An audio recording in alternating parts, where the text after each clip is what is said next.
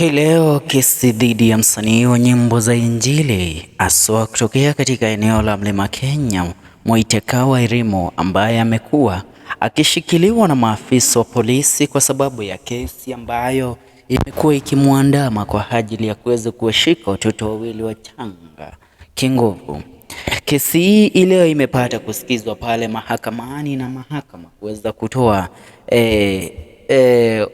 hukumu yao, ambapo Muite pamoja na wakili wake wameweza kuomba aweze kupewa faini ambayo ataweza kuilipa ndipo aweze kuachiliwa.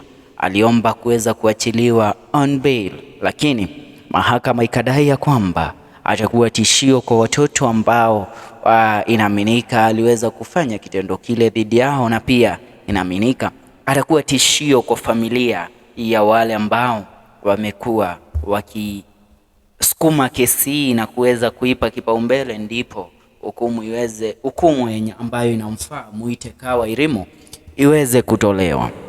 Na kwa sasa mambo yanaendelea kuchunguzwa na taarifa zinaendelea kutufikia, haswa pale ambapo mahakama imeweza kumnyima bail. Kumbuka kesi hii imeweza kukacha tension ya Wakenya wengi, haswa katika mitandao ya kijamii. And now many are asking, je, Muite Kawairimu ni ukweli aliweza kufanya kitendo hiki ambacho anashukiwa kuwa alikitenda, ama ni accusations ambazo hazina msingi wowote? Kando na hili uchunguzi unaendelea dhidi ya kesi. Tutakuwa hapa kukupasha. Kumbuka ameweza kusemekana atashikiliwa kwa muda mrefu ndipo uchunguzi uendelee kufanywa, na ndipo maafisa wa polisi ambao wanaendelea na uchunguzi waweze kuja na taarifa za kutosha kwamba Muite Kawairimu aliweza kutenda kitendo kile ambacho anashukiwa kuwa alikifanya.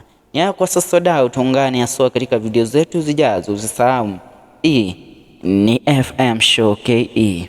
Mimi niite Felix Wanda.